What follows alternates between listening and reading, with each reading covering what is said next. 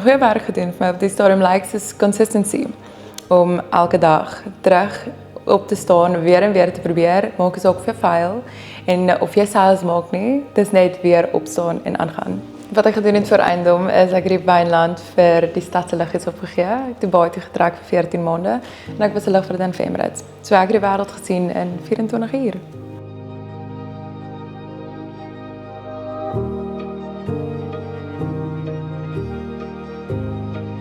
Wat my laat besluit om in Eiendom in te gaan, was eintlik 'n bou van klomp verskillende goed. Ek het groot geraak in 'n huis waar ma eiendomsagent is en my pa het Eiendom ontwikkel.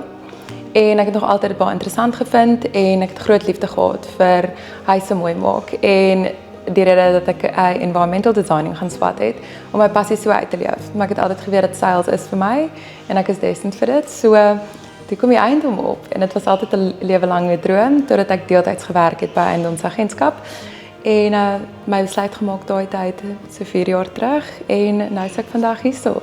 Ek het genoem dat ek 'n groot dromer is en vir my om net saam met iemand te kan droom, al is dit om hulle toekoms saam te sien as 'n jong familie of het sy dit is as 'n ou getroude koppel wat nou moet aftree. Verskillende fases wat jy met mense mee werk in hulle lewe en vir my om net daai oomblik saam met hulle in te kan beleef en te kan help visualiseer is waar ek graag sal wil deelneem.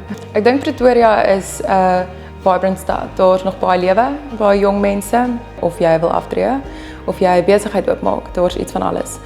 Die stad is nog lewendig, nog baie Afrikaans ook, maar ook baie divers. En ek voel nie dit is 'n klein community alhoewel dit nog steeds 'n groot stad is. So dit voel soos 'n secluded family oriented place en die mense is nog mense. Ek dink wat my anders maak is om te relate met mense op 'n ander vlak.